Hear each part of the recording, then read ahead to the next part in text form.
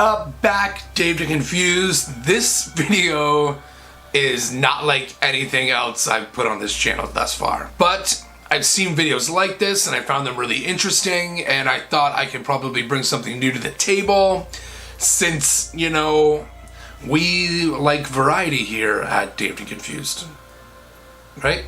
And this is variety, people. So we're on the odd topic of musicians that have committed murder.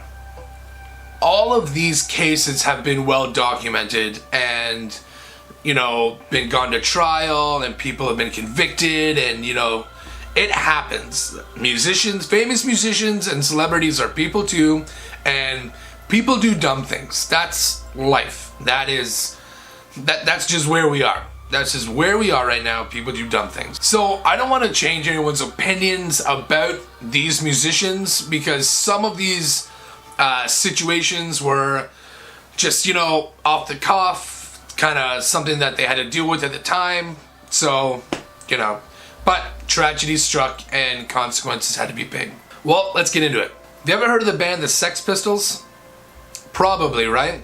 They were a punk rock band in England around 1975. They basically changed the course of punk rock and rock and roll as we know it. They were one of the biggest, earliest political bands, kind of going against somewhat what the government was putting out for the people, and they had the microphone and they had the audience and they spoke their mind. They were known for going on TV and swearing and getting mad at interviewers, and I mean, you can go online and Google Sex Pistols interviews and you'll be like, how does these guys even get another interview like the way they treat people? But needless to say, they were very famous. So in 1978, about 3 years after the Sex Pistols were formed, bass player Sid Vicious accidentally stabbed and killed his girlfriend. In a hotel room, Sid and Nancy started taking really, really hard drugs and blacked out. Sid wakes up the next morning and Nancy is dead, stabbed to death. At first, he claimed he had no idea what happened and he had blacked out and has zero memory of the situation. He later confessed that he most likely did it in a drunken, drug-filled rage that he still does not remember, but he believes that he probably committed the murder. So he did go to trial and he was eventually charged with the murder, but ended up dying of a drug overdose while on bail. So just an overall very sad, bad ending to an iconic rock and roll bass player.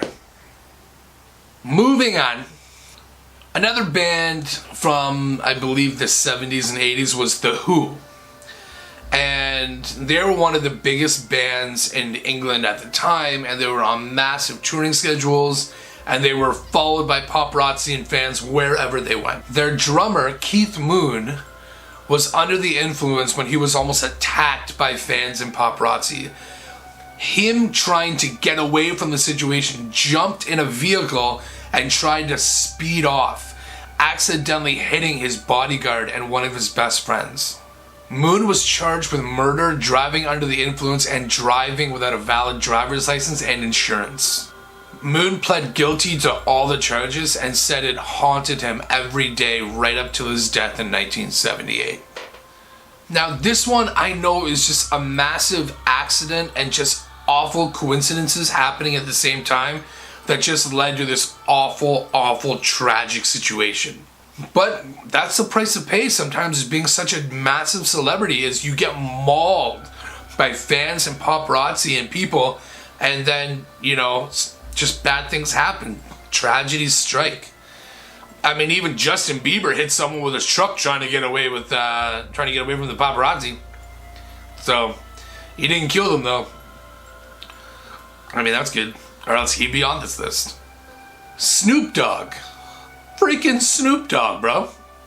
Now, this is a really different situation when it comes to Snoop Dogg, because he himself did not commit the murder, but was at the scene and possibly the reason the situation even took place. Back in the 90s, Snoop Dogg was in a gang as he was like kind of this, the rapper persona. And him and his bodyguard were in their truck, and they were being approached by an opposing gang member. When this gang member reached for his gun, Snoop Dogg was like, "Look, dude, the guy's pulling a gun on us. Do something. Do something, man." And the bodyguard pulled out his gun, killing the man on the scene. So, I mean, like, Snoop was in a gang, that guy was in a gang, and they were not in the same gang. You know what I mean? And that's what led to the guy's death. But because of this whole situation, Snoop Dogg definitely decided to just change his ways and did not want to go back to the gang lifestyle. And since then, just smokes a lot and hangs out with Martha Stewart. So, I mean, that's a total 180. But I think he's a lot happier now that he's not looking over his shoulder everywhere he goes because of gang members, you know? That must suck. That would really suck.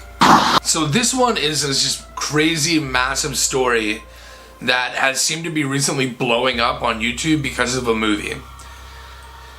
Back in the 90s, during the black metal beginning era in Norway and Sweden, there was a band called Mayhem. And they were known for almost creating the genre of Norwegian black metal, true Norwegian black metal. And this band, death just followed everywhere. The lead singer was a younger fella that called himself Dead. And Dead was the front man of Mayhem. Dead actually ended up killing himself soon after a few recordings were done in the studio. The lead guitarist, Euronymous, actually took photos of the body of Dead when he found him in a house that they were sharing.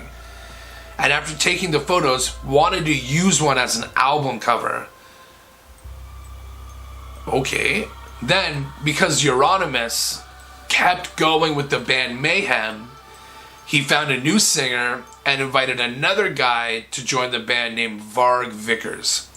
Now, Varg Vickers had his own band called Burzum that was just like a one-man band he did all the singing instruments and everything for. And it was also black metal. Varg Vickers, in order to prove himself to the black metal society, essentially burnt down something like 15-20 churches in the Norwegian area. Because of all that bad press, Euronymous ended up having to close his record store and his record company, leaving him broke and unable to pay for the recordings for his band Mayhem. So, Euronymous essentially said, "Oh man, if I see that Varg Vickers, I'm gonna kill him. I'm seriously gonna kill him." Well, that word got back to Varg, and Varg took it upon himself to go get Euronymous first. So Varg Vickers ended up stabbing and killing Euronymous. Dude stabbed him dozens of times. Dozens. Like, I'm talking like 30-something stab wounds was found in his body. Now, Varg always commits to the story that it was in self-defense. Like, he heard Euronymous was going to kill him, so he wanted to beat him to the punch, and he did. Varg Vickers was sentenced for murder and arson and served something like 15, 16 years in prison. The crazy thing about all of this is the band Mayhem is still touring, with their frontman being their original bassist, Necro Butcher. And Varg is still making music under the name Burzum and other black metal bands because he's out of prison now. But also recorded some music while in prison. So the band Mayhem has become, infamous because of all the drama and murder and church burning and politics that followed this Norwegian black metal band. But in that subgenre of music, they're the godfathers, they're the creators. Like, they still have a massive, massive following. So we're coming to the end of the video. Those are some musicians that have committed murder. But thank you for tuning in. I really appreciate you stopping by and checking out the vid. You know, do you listen to any of these bands? Have you heard of any other celebrities doing something like this? Let me know. Put it in the comments below. If there's another topic you want to see me make a video about, in the comments below. But once again, this is the end of the video. I really appreciate you being here. Please like and subscribe. I'm Dave, still confused, and at least our dogs aren't werewolves. Peace.